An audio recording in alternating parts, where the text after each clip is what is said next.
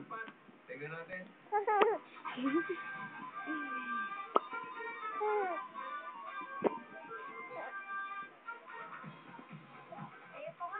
Apa? Pwede naman sisirin yung 20,000 eh. Hindi naman papayag itong mag-tiro natin.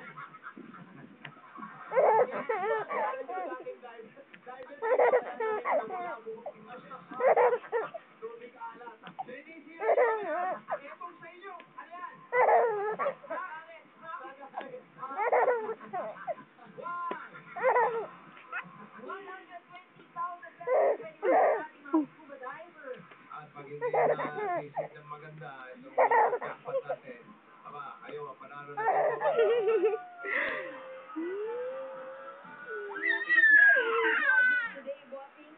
Madalin.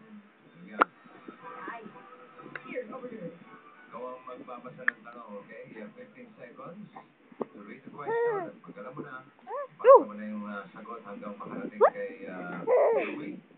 Tandaan mo, wrong. Okay? You know what?